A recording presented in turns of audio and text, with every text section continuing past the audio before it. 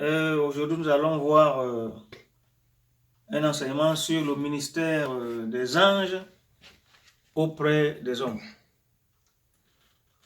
Beaucoup, n'est-ce pas, disent que non, le chrétien ne doit pas avoir la connaissance de la hiérarchie angélique ou bien comment est-ce qu'il fonctionne. Beaucoup disent que le chrétien ne doit pas le savoir, mais c'est une grave erreur. Parce que la Bible dit bien que les anges, n'est-ce pas, ils exercent un ministère auprès de ceux qui héritent, n'est-ce pas, le salut. Donc, nous allons donc voir de façon un peu sommaire quel est ce ministère des anges auprès des hommes. Et donc, c'est ce que nous allons donc voir. Déjà, nous allons voir que les anges ne sont pas créés à l'image de l'homme. Les anges, ce sont des esprits créés par Dieu. Ils sont dotés de puissance et de gloire. Il y en a donc comme ça des catégories.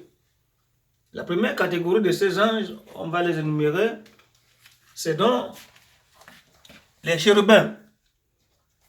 Une sœur va nous lire ça, Ézéchiel 9, verset 13, verset 3. Je lis au nom du Seigneur.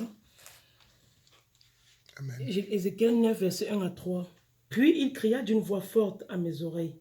Approchez, vous qui devez châtier la ville, chacun son instrument de destruction à la main.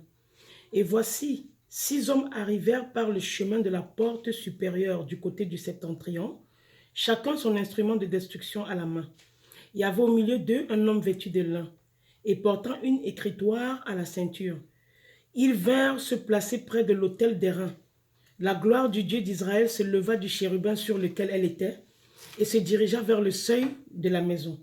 Et il appela l'homme vêtu de lin et portant une écritoire à la ceinture. Voilà. Voilà donc la gloire de Dieu se leva sur le chérubin. Nous allons voir également dans Ézéchiel 10, verset 1 à 8. Je lis au nom du Seigneur. Je regardais et voici sur le ciel qui était au-dessus de la tête des chérubins, il y avait comme une pierre de saphir. On voyait au-dessus d'eux quelque chose de semblable à une forme de trône. Et l'Éternel dit à l'homme vêtu de lin, va, entre les roues sous les chérubins, remplis tes mains de charbons ardents que tu prendras entre les chérubins et répands-les sur la ville. Et il y alla devant mes yeux. Les chérubins étaient à la droite de la maison. Quand l'homme alla et la nuit remplit le parvis intérieur, la gloire de l'Éternel s'éleva de dessus les chérubins et se dirigea vers le seuil de la maison. La maison fut remplie de la nuée et le parvis fut rempli de la splendeur de la gloire de l'Éternel. Le bruit des ailes des chérubins se fit entendre jusqu'au parvis extérieur, pareil à la voix du Dieu Tout-Puissant lorsqu'il parle. Ainsi, l'Éternel donna cet ordre à l'homme vêtu de lin. Prends du feu entre les roues, entre les chérubins. Et cet homme alla se placer près des roues. Alors un chérubin étendit la main entre les chérubins vers le feu qui était entre les chérubins, et il en prit et le mit dans les mains de l'homme vêtu de lin. Et cet homme le prit et sortit. On voyait au chérubin une forme de main d'homme sous les ailes. Amen. Amen. Amen. La deuxième classe de ces anges, c'est les archanges. Les archanges, nous allons voir dans Jude 1, verset 9. Jude 1, verset 9. Jude 1, verset 9.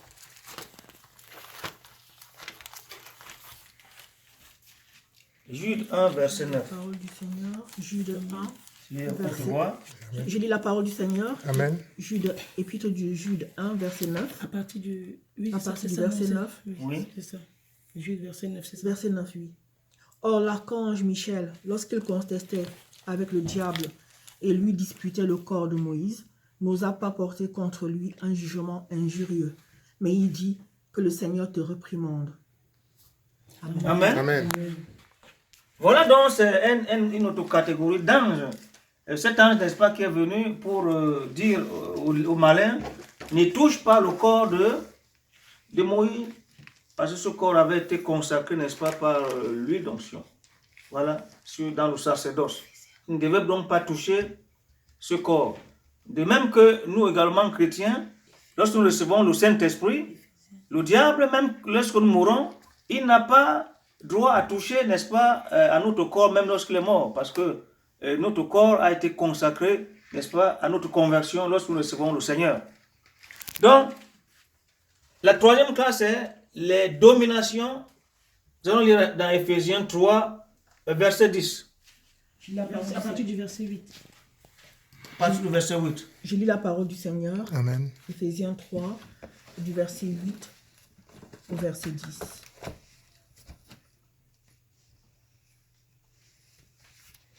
À moi, qui suis le moindre de tous les saints, cette grâce a été accordée d'annoncer aux païens les richesses incompréhensibles de Christ et de mettre en lumière le moyen de faire connaître le mystère caché de toute éternité en Dieu, qui a créé toutes choses.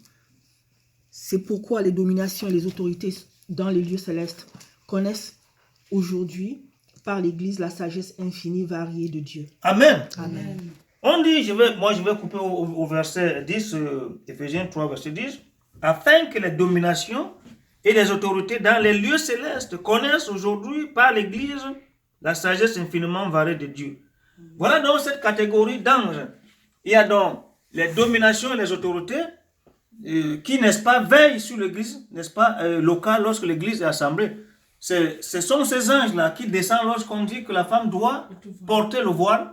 C'est cette catégorie d'anges qui viennent, n'est-ce pas, pour assister l'Église lorsque l'Église est rassemblée.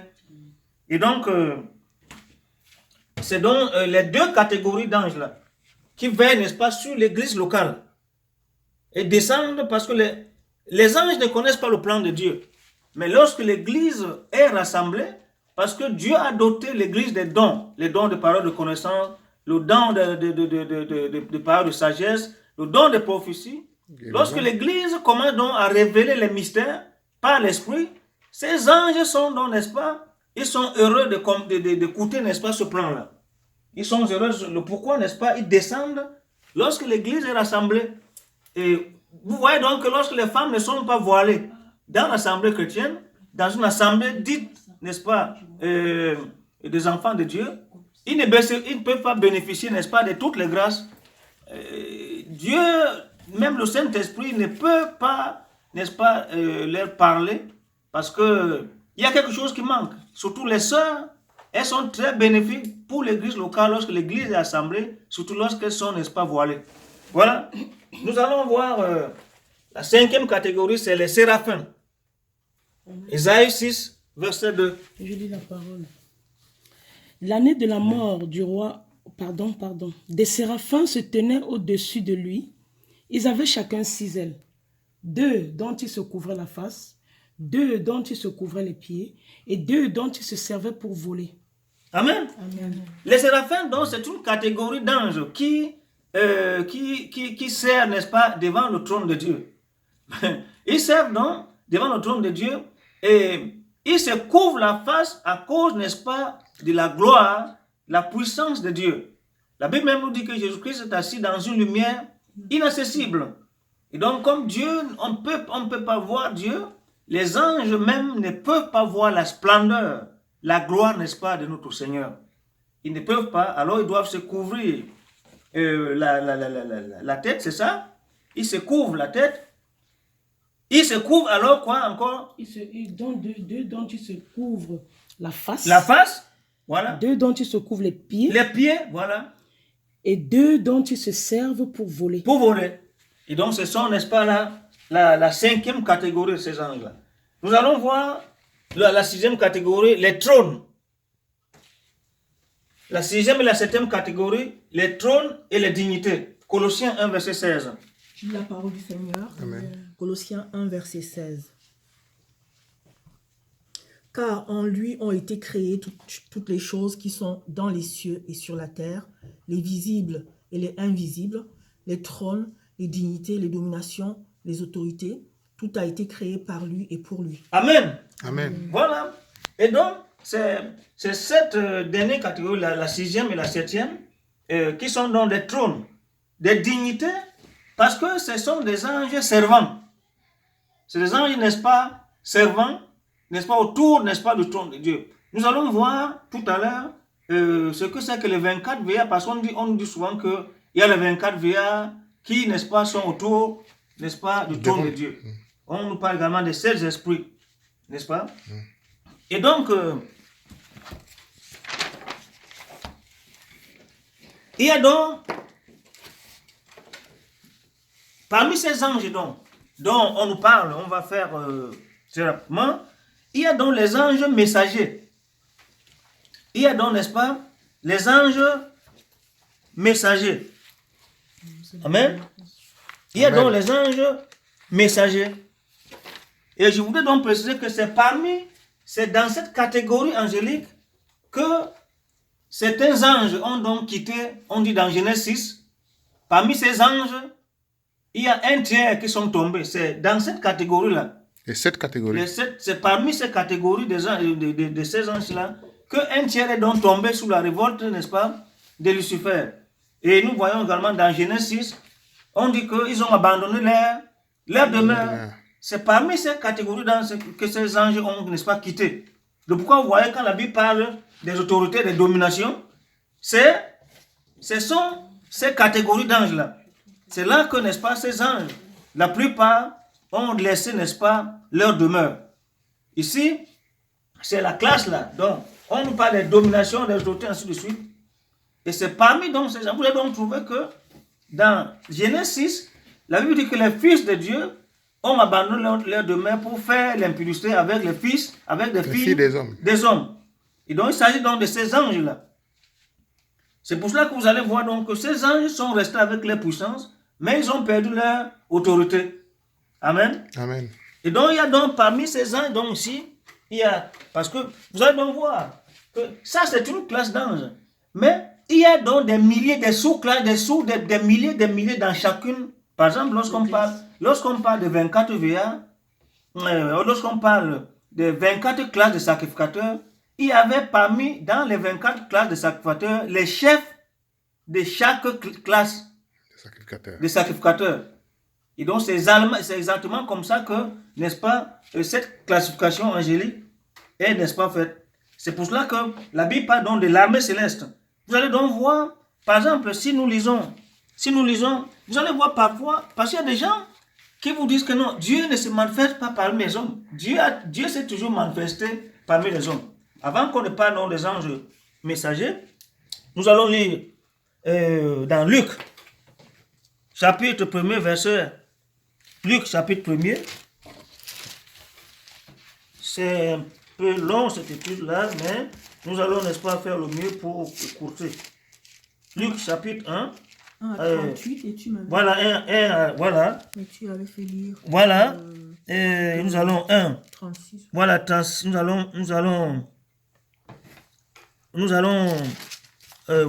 nous allons lire le verset 18 à 19. Luc 1, verset 18 à 19. Nous allons voir. Oui. Je lis la parole du Seigneur. Oui. Luc 1, verset 18, du verset 18 au verset 19. Zacharie dit à l'ange, « À quoi reconnaîtrai-je cela?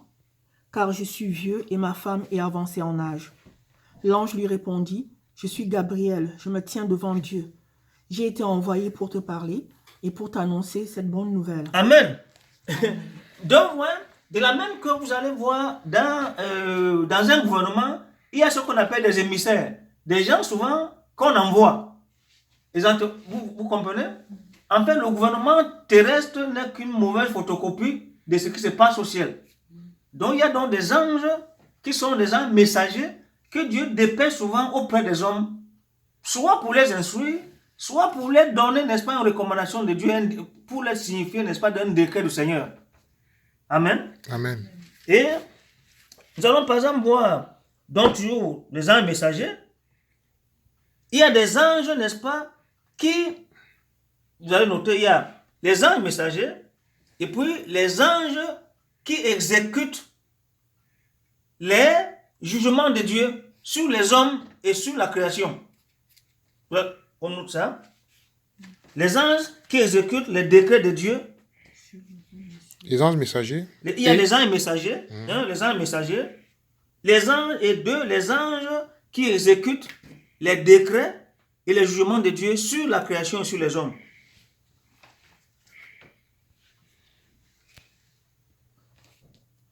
Voilà donc, nous allons lire par exemple Apocalypse 1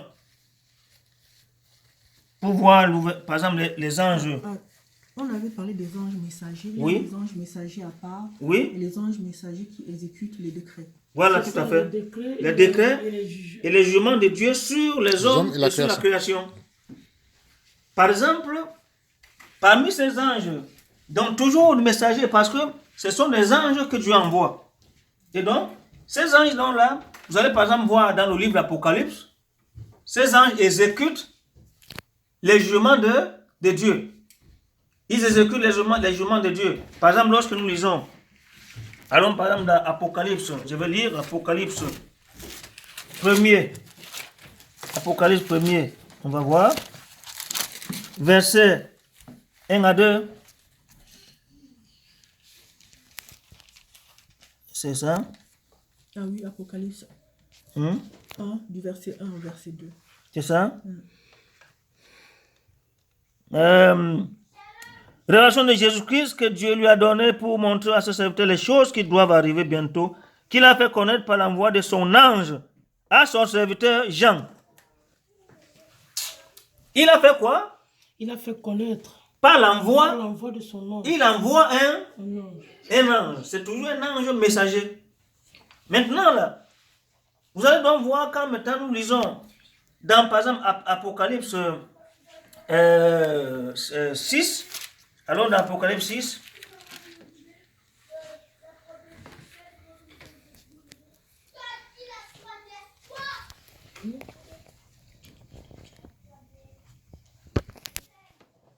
Apocalypse 6. Là, c'était... voilà, nous allons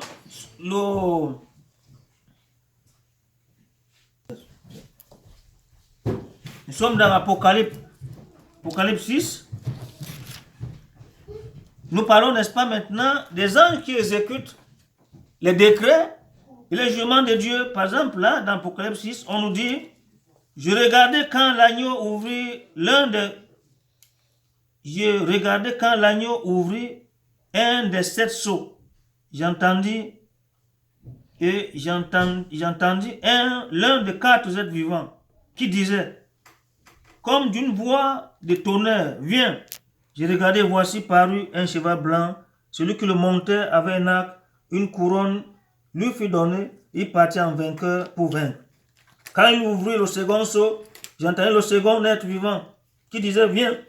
Il sortit. Un autre cheval roux, celui qui le montait, reçut le pouvoir d'enlever la paix de la terre, afin que les hommes s'égorgeassent les uns les autres.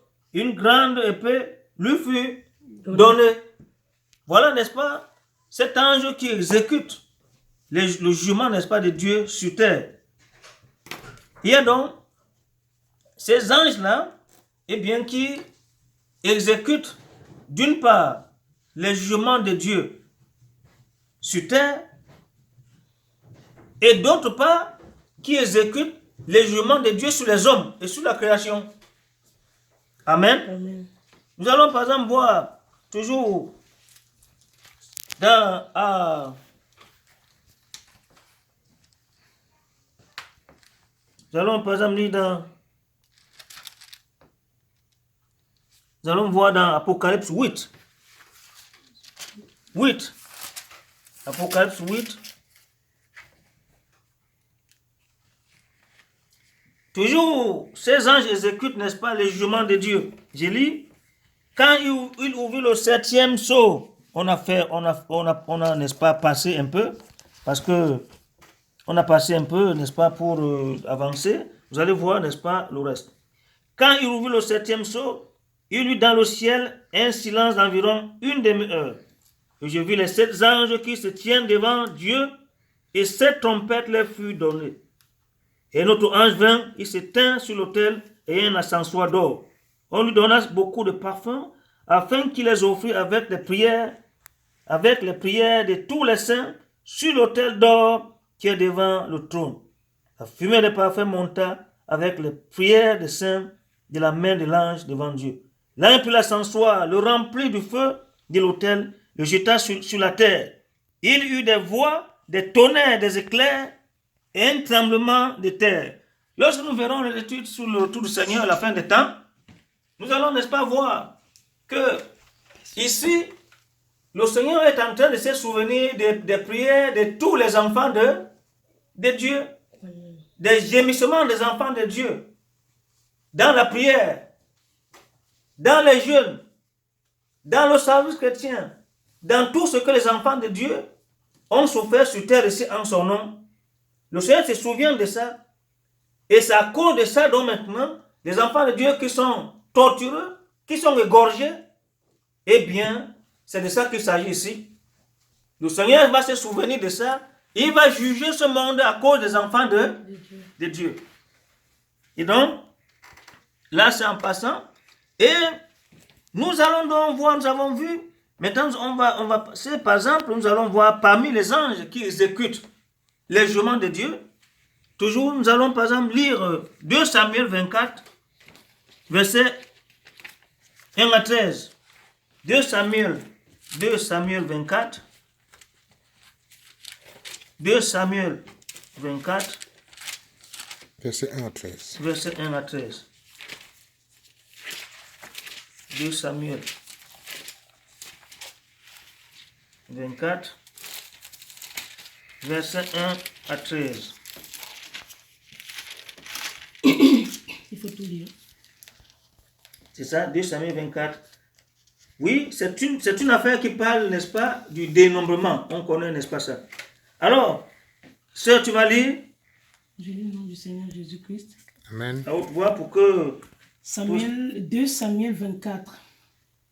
La colère de l'Éternel s'enflamma de nouveau contre Israël, et il excita David contre eux en disant, « Va, fais le dénombrement d'Israël et de Juda. » Et le roi dit à Joab, qui était chef de l'armée et qui se trouvait près de lui, « Parcours toutes les tribus d'Israël, depuis Dan jusqu'à Beersheba, qu'on fasse le dénombrement du peuple et que je sache à combien il s'élève. » Joab dit au roi, « Que l'Éternel ton Dieu rende le peuple 100 fois plus nombreux et que les yeux du roi, mon Seigneur, le voient. » Mais pourquoi le roi, mon Seigneur, veut-il faire cela? Le roi persista dans l'ordre qu'il donnait à Joab et aux chefs de l'armée. Et Joab et les chefs de l'armée quittèrent le roi pour faire le dénombrement du peuple d'Israël. Ils passèrent le Jourdain et ils campèrent à Aroër, à droite de la ville qui est au milieu de la vallée de Gad, et près de Jazer. Ils allèrent en Galade et dans le pays de Tchachim-Hotchi. Ils allèrent à Danjan et aux environs de Sidon. Ils allèrent à la forteresse de Tyr et dans toutes les villes des Héviens et des Cananéens. Ils terminèrent par le midi de Juda à Beersheba. Ils parcoururent ainsi tout le pays et ils arrivèrent à Jérusalem au bout de 9 mois et 20 jours. Joab remit au roi le rôle du dénombrement du peuple. Et il y avait en Israël 800 000 hommes de guerre tirant l'épée et en Juda 500 000 hommes. David sentit battre son cœur après qu'il eut ainsi fait le dénombrement du peuple. Et il dit à l'Éternel, « J'ai commis un grand péché en faisant cela. » Amen. Arrête-toi d'abord là. Vous voyez, Dieu nous donne un certain indice ici là. Qu'est-ce qu'il fait quand quelqu'un est en train de faire quelque chose? Qu'est-ce qu'il montre s'il est un enfant de Dieu que ce qu'il est en train de faire ne plaît pas au Seigneur? Quand tu es en train de faire quelque chose et que tu as la haine pour faire cette chose, qu'est-ce qui montre que quand Dieu veut te montrer que ce que tu fais est mauvais, qu'est-ce qui va se passer? Ton cœur va commencer à abattre. Ton cœur va commencer à abattre. Dès que tu es en train de poser un acte, vous allez voir, essayez de voir, vous allez voir. C'est le signal que ce que tu es en train de faire là, Dieu n'approuve pas. Et donc voilà donc David qui donne dans le dénombrement, il dit allez faire le dénombrement. Mais Dieu n'est pas content, pourquoi? Parce que ce n'est pas avec une multitude que David gagnait la guerre avant. Ce n'est pas avec une grande armée qui gagnait la guerre. Dieu n'a pas besoin d'une grande Armée. Dieu sait de plus, il s'est mis en colère parce que David a oublié carrément que c'est lui qui marche à la tête de l'armée, lui, le Seigneur. Au lieu qu'il se confie à lui, mais il veut se confier à l'armée. La colère donc du Seigneur, c'est tout va passer carrément. Et nous allons connaître l'histoire. Alors, on va donc voir, tu pars au verset 15. Vous allez lire après, au verset 15. Je lis au nom du Seigneur. Ouais. L'Éternel envoya la peste en Israël depuis le matin jusqu'au temps fixé. Et de Dan à Beersheba, il mourut 70 000 hommes parmi le peuple. Comme l'ange étendait la main sur Jérusalem pour la détruire, l'Éternel se repentit de ce mal et il dit à l'ange qui faisait périr le peuple, « Assez, Assez. retire maintenant ta main. » L'ange de l'Éternel était près de l'aire d'Aravna, le Jébusien. David, voyant l'ange qui frappait parmi le peuple, dit à l'Éternel, « Voici, j'ai péché. C'est moi qui suis coupable. » Écoutez bien. On ne vous dit pas ainsi que cette histoire-là s'est passée en esprit. La Bible ne nous dit pas que ça s'est passé en esprit. Ici, il était question d'une guerre. David voyait l'ange qui était en train d'exécuter. Ici, David n'était pas couché. Ce n'est pas quelque chose qui s'est passé dans une vision. C'est quelque chose qui s'est passé à mon Dieu vision. Quelque chose qui était réel. Tout à l'heure, nous allons donc voir parce que Dieu marchait toujours au milieu des hommes. Amen. Mais les hommes ne voient pas. Dieu marchait toujours au milieu de nous. Amen. Amen. Amen. Voilà donc un ange que Dieu envoie pour exécuter son jugement. Sur des hommes, nous allons voir par exemple encore dans Josué 5, verset Josué 5,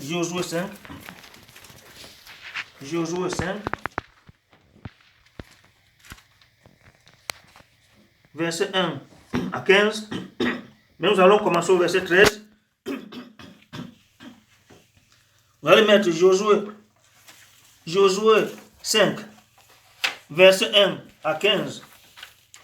Et nous sommes sur les jugements que les anges peuvent exercer. Les anges que Dieu envoie pour exercer les jugements sur les hommes. Maintenant, nous allons donc voir. Pardon, ici nous sommes en train. Vous allez donc mettre les anges au service de l'homme, pardon, pas encore. Les anges au service des hommes, s'il vous plaît. Vous marquez, on va voir maintenant les anges au service des hommes. C'est ça qu'on va lire dans Josué. Oui, maintenant. Les anges au service des hommes. Les anges au service des Au hommes. service. Voilà. Et, juste pour dire, n'est-ce pas, une petite lecture que tu vas faire, depuis la nuit des temps, et jusqu'à ce jour, les anges ont toujours rendu le service aux hommes.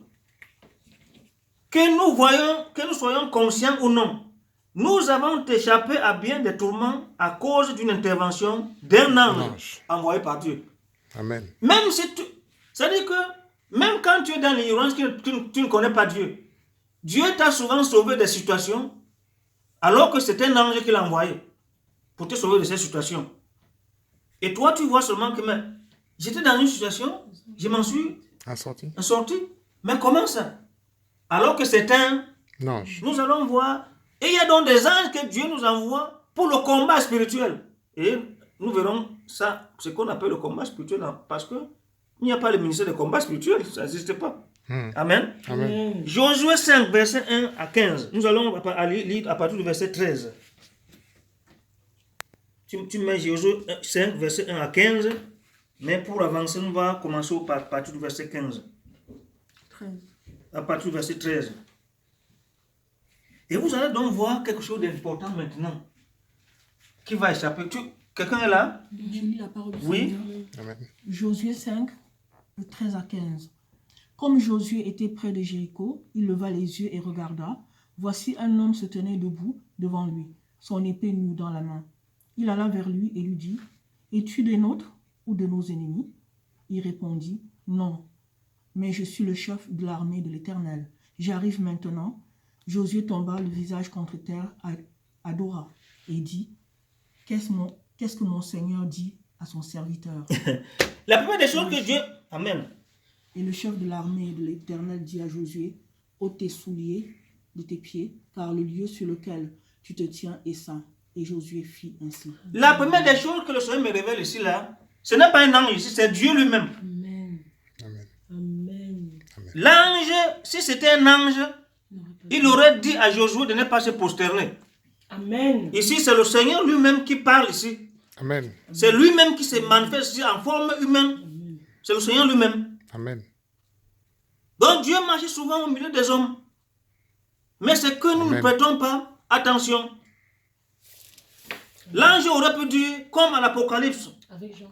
avec Ne Jean, m'adore point. ne m'adore pas, adore Dieu. Dieu. Et encore plus, il dit à Josué, ôte tes pieds, tes souliers, comme il a dit à Moïse Moïse. sur le buisson Adam. Amen. Le lieu saint. Ici, c'est Dieu lui-même ici qui parle, Tu te tiens. Amen. qui se tient ici. Dieu sur lequel tu te tiens. Et saint. ça. Dieu souvent donc nous délivre souvent comme ça, mais nous ne voyons pas que c'est Dieu. Dieu. Je veux qu'on comprenne que Dieu marche encore sur terre jusqu'aujourd'hui. Amen. Amen. Dieu marche encore au milieu des hommes jusqu'aujourd'hui. Amen. Dieu marche au milieu de nous. Amen. Amen. Amen. Nous allons voir dans Daniel, on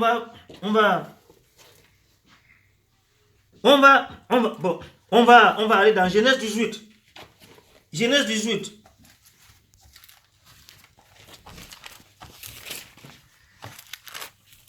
Genèse 18. On va voir une histoire terrible.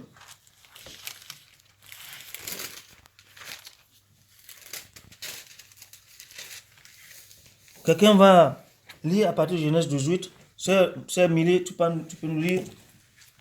À partir du premier verset. Oui, à partir du premier verset. Je lis la parole. L'Éternel lui apparut parmi les chênes de Mamré, comme il était assis à l'entrée de sa tente, pendant la chaleur du jour. Il leva les yeux et regarda.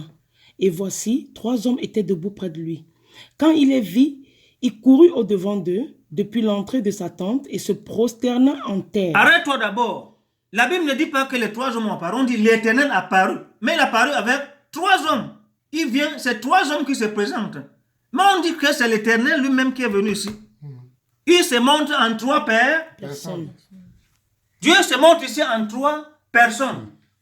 Quand nous allons voir, vous allez donc, quand c'était là, parce que ceux qui disent que oh, Dieu n'est pas 3 personnes, quand nous allons continuer, vous allez donc voir que dans toute cette écriture, Dieu se montre toujours en 3 personnes. Ici, il se montre comme une seule personne quand il vient sous forme pour parler, pour délivrer Josué. C'est toujours Dieu. Amen. Amen. Amen. Et puis, continue ma soeur.